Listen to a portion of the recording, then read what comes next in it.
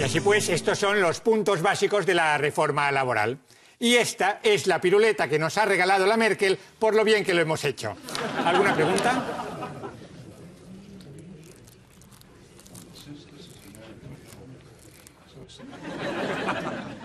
Bien, pues si no hay preguntas... Un momento, que el Manolo té una pregunta.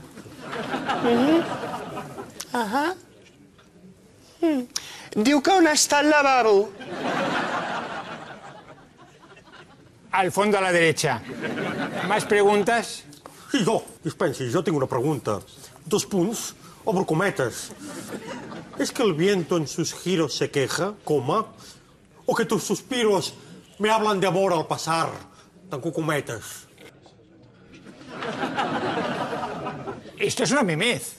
Sin duda, signo d'exclamació, però és de Gustavo Adolfo Bécquer. Estoy flipando.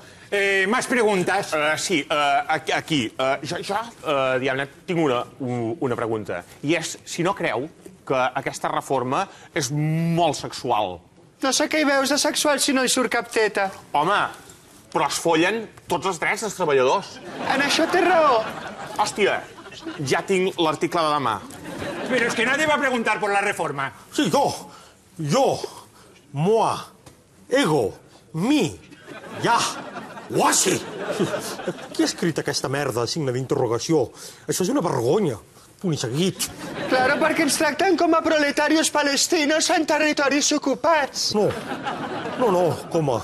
El que és una vergonya és que estigui tan mal redactada, coma. No hi ha ni una hipèrbole, ni un oxímoron, ni una sinècdoque.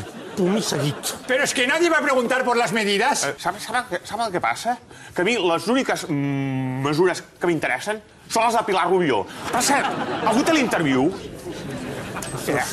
A mi, la Pilar Rubió, m'enlaira l'apòstrof. Signo d'exclamació. Colem el quiosc!